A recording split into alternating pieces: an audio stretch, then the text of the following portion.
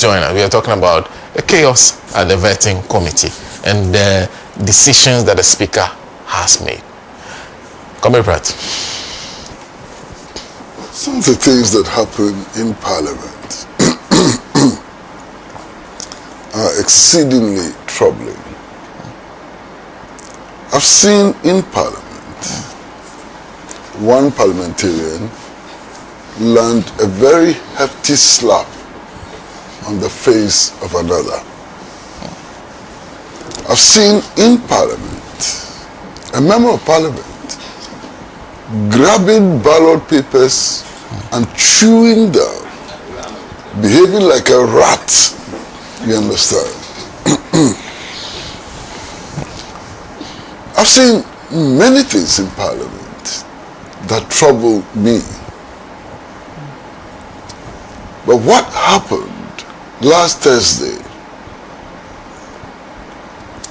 was completely unbelievable. Members of Parliament putting their chairs on a table,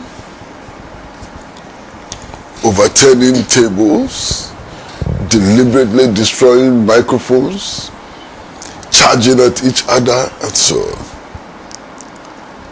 Didn't look like a parliament to me. What happened on Thursday was the lowest of the low. And I was sitting back home and saying, so why would we wake up in the morning, queue, and vote for this? Why do we waste our time? What were the issues? They believed that the vetting of ministerial nominations and nominees should not continue, and that it should be adjourned until the next day. The majority side believed that it should continue. That's all. Indeed, if you're too tired to continue, just go home. Nobody stops you from going home. If you think that rules are being violated, make your protest. Vote against it. Walk away. I mean, this incredible behavior. And I saw one of them who was urging his colleagues, telling them what to do. Overturn the tables. He was saying in tree, overturn the tables, and so on. Incredible. How can people like this carry the title of honorable? So shameful, so disgraceful, unbelievable. And what was the purpose of this? What did they aim at achieving with this childish, indisciplined, reckless, absolutely reckless behavior? And they want the speaker directs that they should pay for damaged property. Those who damage property, say minor damage to public property. They actually issue a statement saying that this is minor damage to public property. Yeah. What? Those mics are not cheap. Minor damage to public property. Now, just imagine that other citizens, truck drivers, taxi drivers, workers in a factory had done this. What would have been the reaction? What would have been the reaction? There's the kind of thing which happen in secondary schools when children are protesting against the food they've been served with in the dining halls. Same behavior. And in those cases, the students are suspended, some are dismissed, and so on. Our members of parliament, honorable members of parliament, do it. And when they're panicking, they say, we only cause minor damage to state property. Minor damage to state property. Incredible. Unbelievable. I watched this horrible incident on television. And to be honest with you, I cannot understand why, is it Afenyo-Markin? Yes. Yeah, has been suspended. I cannot. Because he was a victim of an attack. He didn't even respond. Innocent victim of an attack. So I'm just wondering why he was added onto the list. Now I've heard the minority statement. And the minority statement protests about the suspension of 3 of their own. And they leave out the Afenyo-Markin for him. He can be suspended. Even though he didn't do anything, he can be suspended. He's a vulnerable boy. He didn't cause minor damage to state property. And so, what is this behavior? Incredible.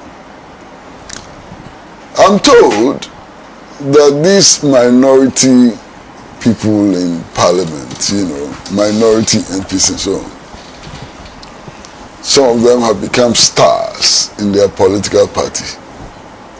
I think they believe that they're playing to the gallery. They think that they'll be held and so on. My friend, I think the indications are that you have taken a vow to stay in opposition for a very long time. Because with this conduct, your micro status will be reduced to something smaller than micro. And I don't understand why they complain when they are called micro minority. They get into tantrums, they want to fight because they're being referred to as micro. Your numbers have reduced from 137 to 80 something. How many? 80 something. In a parliament of 276 members, you have 80 something. And you are complaining about being referred to as micro. You get into tantrums as well. They are micro. My friend, they are a micro minority, and in fact their behavior will reduce their size. What is this? I can't believe what is happening. In any case, all of us are seeing them in action. And all of us will make our own judgments about their conduct. And I'm sure that the judgment of the Ghanaian people would not be a favorable one. I'm absolutely sure that they will be punished for this level of misconduct, clear misconduct. Why? If decisions are taken on the basis of allegiance to political parties and so on, there is no way the 80-something of you can affect any decision. No way. I mean, if you walk out, it's insignificant.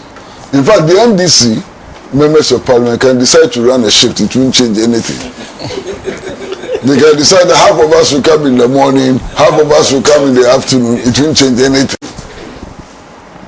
They can actually decide that for 1 week, half of us won't come.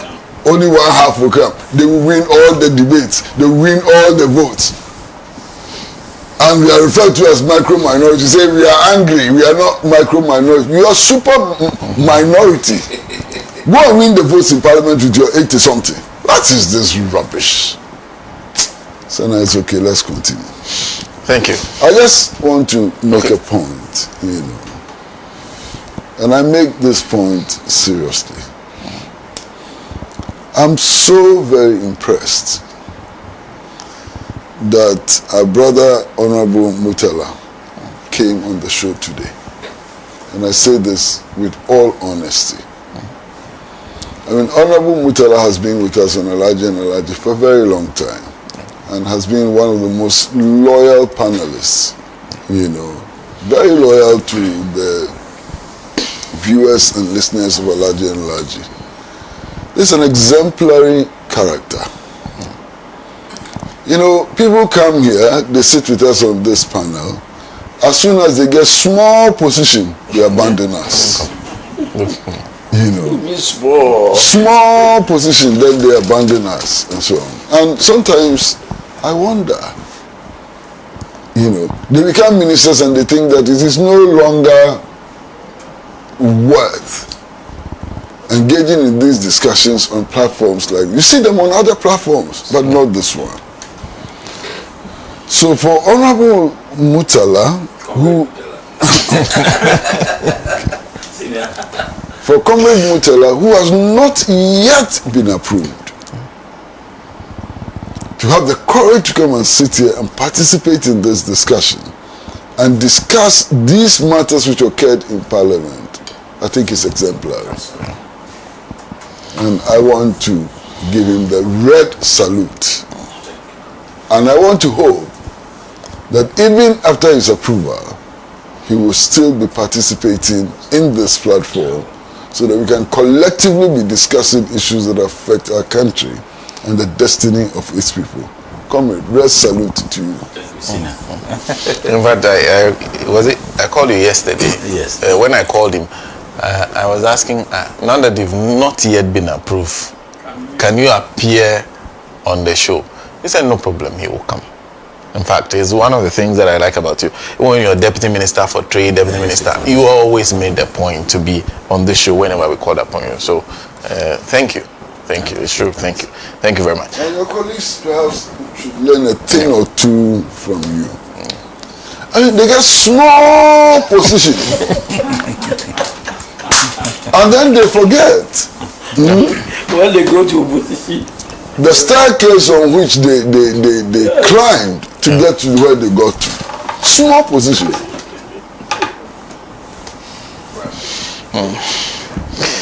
Well, we have